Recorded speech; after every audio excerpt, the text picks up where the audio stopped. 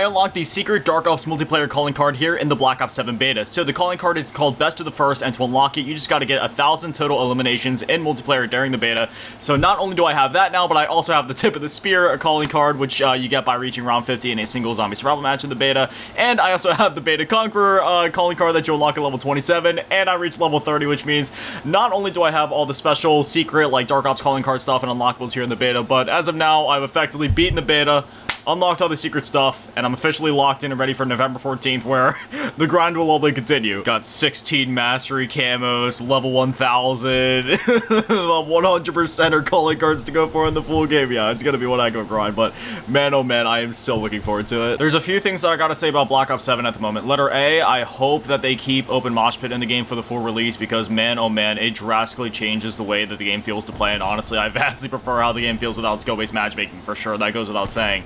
But also, man, attachments in this game, I feel like, are more important than they've ever been in any other Call of Duty before. Like, in the last couple of COD games, I haven't really been using Gunfighter just because I prefer to use, like, Perk Greed in BO6, for example, to utilize combat specialties, or just, like, you know, a myriad of other things. But here in Black Ops 7, man, I do gotta say, attachments are probably the most important they've ever been in a COD game. Like, this starting AR I'm using, for example, the M15 Mod O, it's decent when you first start playing the game, but it's not the greatest thing in the world, right? Like, there's a high likelihood that you're gonna get outgunned by a lot of other weapons in the game. But ever since I unlocked more attachments for this thing, got Gunfighter on it, you know, I've been outgunning people in a lot of different scenarios that I wasn't able to before. The gun just feels a lot better than it did before, and that goes for a lot of weapons here in the beta, honestly. The Peacekeeper is another weapon that I can think of like that, where, you know, it's obviously a really good gun, just, you know, right off rip at base as it is, but once you get all those attachments on it, man, it really comes with it, into its own when you get that recoil lockdown, when you get the ADS feeling as snappy as it should be on a Peacekeeper, you know what I mean? But yeah, man, like yesterday, for example, me and my buddies did a co-stream, and, you know, the stream went for like 4 hours or something like that. We spent like the last 2 hours of it playing zombies, but for the first 2 hours, we were just playing a bunch of multiplayer games back to back, and each of us said multiple times how it felt so much like classic Call of Duty.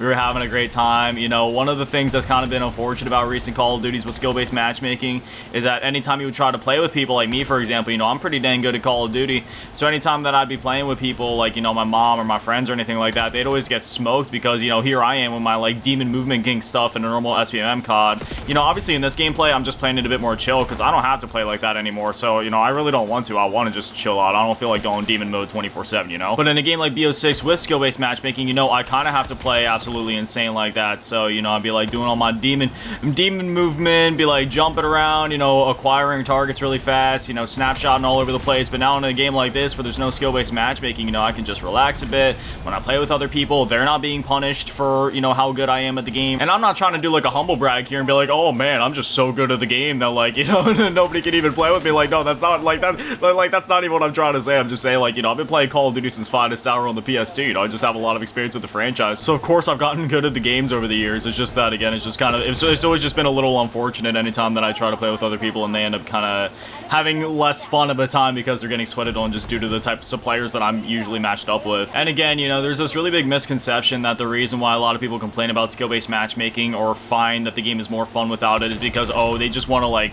sweat on a bunch of noobs and, you know, drop nukes every single game. And that is not what it's about at all. Literally, it's just about having the matchmaking feel organic and not rigged against you in some way, because it's less about, you know, fighting people of your same skill level and more about being punished for being good at the game. Because, you know, there's a bit of a distinction there, and you know, there is still skill-based matchmaking in this mode, and there was skill-based matchmaking in you know, the older Call of Duties. And I know a lot of people try to refute that, be like, there was no skill-based there was skill-based matchmaking. The only difference is that it was the same kind of skill-based matchmaking that was in Halo 2, because believe it or not, yes, Halo 2 had skill-based matchmaking. It was very light skill-based matchmaking though, and it was more of a general sense of like, okay, how well do you generally do at the game, but overall, you know, ping was king.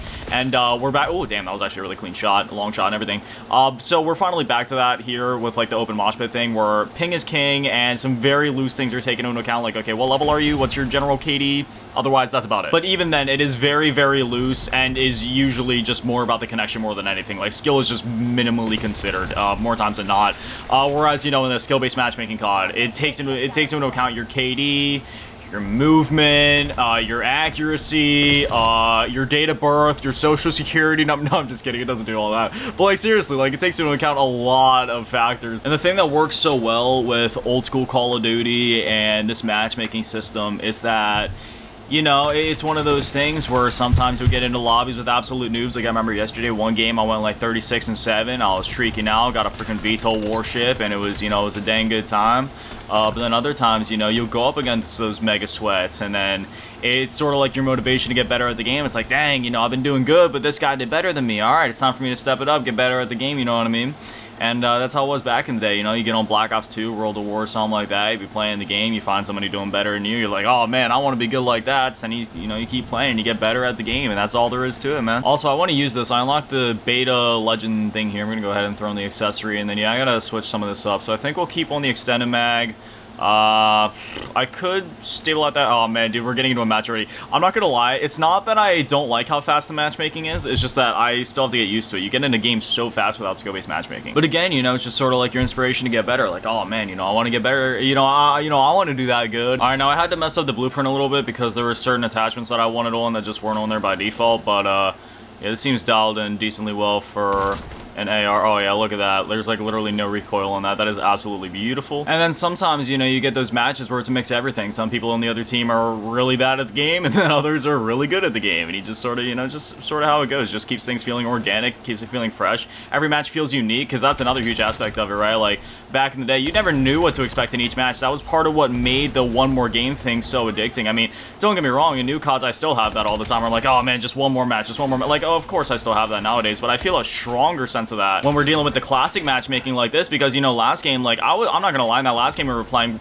were the players on the other team really good at the game? I mean, like, I wouldn't say really good on a pro level, but they were better, so, I mean, I still went positive, but I definitely wasn't going on any crazy streaks last game. But this game, you know, the people on the other team seem to be of, like, an average skill level, so now we're doing just a little bit better, and that's part of what makes it so addicting. It's like, okay, is the next game gonna be the game where I drop a nuke, or is it gonna be the game where I get absolutely sweated on, you know? You never know. That's part of the experience. Realistically, if you break down the skill-based matchmaking system, it was really just there to protect the newer players, which is part of why I was so for skill-based matchmaking in the first place anyway, right? Like, of course, the entire time I was always saying, like, you know, I do think that the original system was the best overall, but I could definitely see a case for skill-based matchmaking just because, you know, you do have a lot of newer players coming to COD, and I mean, in terms of how COD is nowadays with the movement and the gunplay and everything like that, and the metas and all that, like, of course, it's a bit more extreme than it used to be, right? Like, back then it was just like, all right, how good or not good is your aim? And that's really all that came into it. I mean, I guess there was some movement tech in place, but definitely not like it is nowadays. And, you know, I'm not trying to sweat too much because I can obviously tell that the people on the other team aren't that great at the game, so I don't want to necessarily ruin their experience, because that's another part of it for me, man. I don't want to